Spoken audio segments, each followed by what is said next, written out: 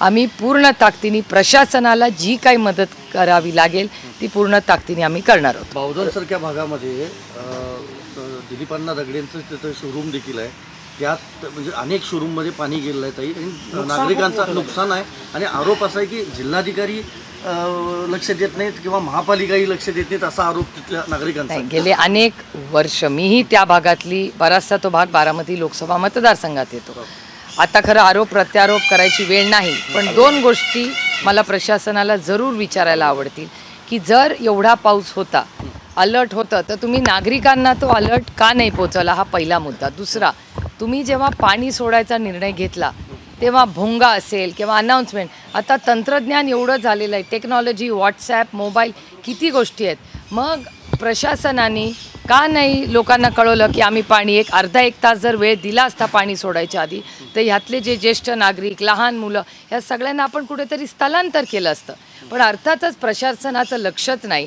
त्यातून नदी जोड, नदी सुधार, नाले सफाई, अनेक असे उपक्रम पुण्यात big contractual big ticket projects हे जे चाललेले आहेत, रस्त्याचे खोदून अर्धे ब्रिज तयार आहेत पण अर्धवट सोडलेले आहेत, असे अनेक जे प्रोजेक्ट्स आहेत, इन्फ्रास्ट्रक्चर प्रोजेक्ट्स पुण्यातले, ते इथं अर्धवट आहेत किंवा त्याचं प्लॅनिंग व्यवस्थित इंटिग्रेटेड केलेलं नाही आहे. पाऊस पडला आहे का, तर हो जरूर पडला आहे, पण प्रशासन त्याचं मॅनेजमेंट करायला स्थानिक प्रशासन पुण्याचं कमी पडलं आहे का, हे दुर्दैवाने आपल्याला म्हणावं लागेल. हो, प्रचंड हाल नागरिकांचे त्याच्यामुळे होत आहेत.